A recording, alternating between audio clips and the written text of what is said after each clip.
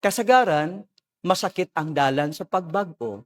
Busa, mas madali ang pagsalikway o dili pagpatalinghog niini. Mayong adlaw mga higala. Ako si Father Beniz Bitumol, MSc, ang Kura Paroko sa Nuestra Señora de Regla Parish National Shrine.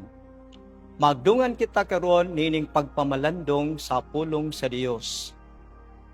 Karong adlaw, atong gihandom si San Alfonso Ligori ang magtutukod sa kongregasyon sa Most Holy Redeemer o Redemptorists. Mga igsuon, nakasinati ka ba o rejection o pagsalikway sa imong mga higala o mga paryente?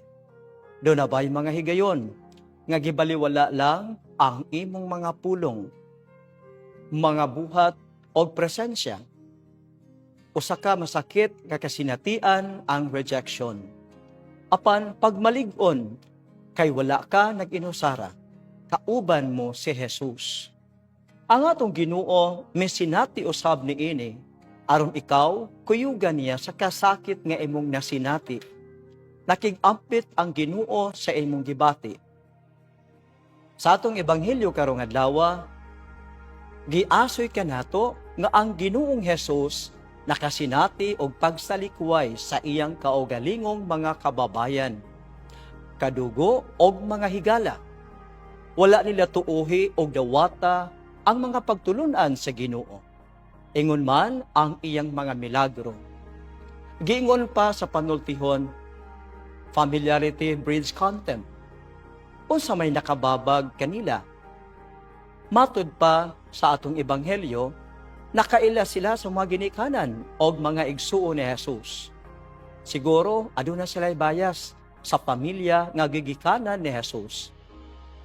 Apan ang labing bugat nga rason nganong wala nila dawata si Jesus, mao nga ang pagpamati o pagdawat man gud sa mga pagtulunan ni Jesus nagkinahanglan og pagkaukab sa pangisipan og kasing-kasing aron mabag-o ang tao.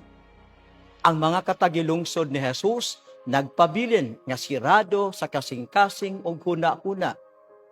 Ang mga pagtulunan ni Jesus mohagit kanato sa pagbag-o, apan ang atong tawhanong kinaiya supak niini. Kasagaran, masakit ang dalan sa pagbag-o. Busa, mas madali ang pagsalikway o dili pagpatalinghog niini. Ang imbitasyon sa Ginoo kanato mao nga mahimo kitang ukab sa pagpamalandong og maisugong musubay sa dalan sa pagbag-o sa kinabuhi.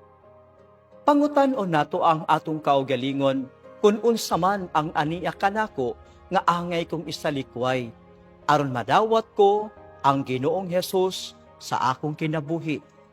Madungog nako ang iyang pagtulunan og makasunod ako sa iyang dalan. Gitawag ba ako sa pagbiya sa mga bisyo, sa dili maayong kinaiya o dili maayong matang sa relasyon? God bless everyone.